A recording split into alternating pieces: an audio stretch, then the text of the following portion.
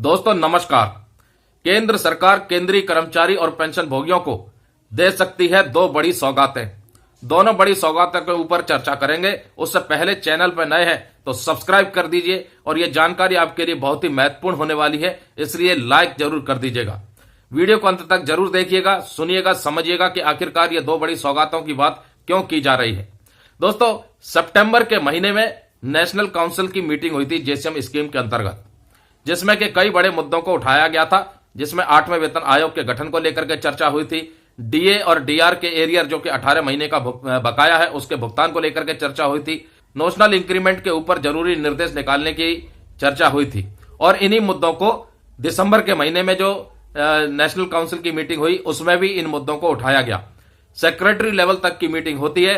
इस बार additional secretary साहब बैठे थे, मौजूद थे, उनको भी इन मुद्दों से अवगत कराया और कर्मचारी संगठनों की तरफ से, स्टाफ साइड की तरफ से इन पॉइंटों को रेज किया गया। अब चूंकि बड़े स्तर पर मीटिंगें ऑर्गेनाइज हो रही हैं और बड़े स्तर पर इन मुद्दों को उठाया जा रहा है, वहीं दूसरी तरफ भारतीय पेंशन समाज की तरफ से भी 8वें वेतन आयोग के गठन को लेकर के भी चर्चा की गई है और 18 महीने के डीए डीआर के एरियर के भुगतान को लेकर के भी चर्चा की गई है। और उन्होंने एक रिटर्न लेटर दिया है तमाम तीनों सेक्रेटरियों को, जिससे कि सेंट्रल गवर्नमेंट एम्प्लॉयज और पेंशनर्स की वेतन बढ़ोतरी और पेंशन बढ़ोतरी को लेकर के सरकार इन दो बड़े फैसलों के ऊपर विचार करे।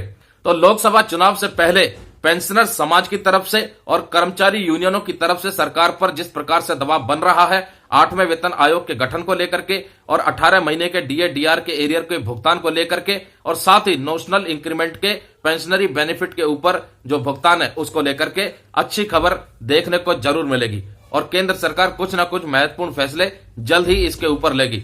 जैसा कि एडिशनल सेक्रेटरी साहब ने बताया था कि नोशनल इंक्रीमेंट का मुद्दा ऑलरेडी एडवांस स्टेज में चल रहा है और department of personal and training जल्द ही इसके ऊपर जरूरी निर्देश अपना फैसला ले सकती है। दूसरी तरफ यह भी शंका जताई जा रही है कि जैसा कि देश के ऊपर कर्जा बढ़ता जा रहा है, जैसा कि हमने अपनी पिछली वीडियो में जिक्र किया था, जो आईएमएफ ने चेतावनी दी थी कि देश के ऊपर 205 लाख करोड़ तक का कर्जा हो चुका है और इसी तरह से ट्रेंड रहा तो देश की जो जीडीपी है उतना ही कर्जा देश के ऊपर हो सकता है। उसको लेकर के यह भी अनुमान लगाया जा रहा है कि सेंट्रल गवर्नमेंट यूनियन की तरफ से जो मांगे उठाई जा रही है उनको केंद्र सरकार पूरी ना करे।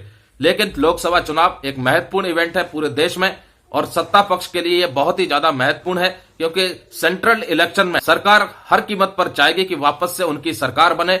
उसके लिए उनको सेंट्रल गवर्नमेंट एम्प्लॉयज, पेंशनर्स, आम जनता सभी का भरोसा जीतना बहुत जरूरी होगा। ऐसे में उम्मीद की जा सकती है कि सेंट्रल गवर्नमेंट एम्प्लॉयज और पेंशनर के लिए मोदी सरकार कुछ बड़ा तोहफा नए साल के शुरुआत में जरूर देगी।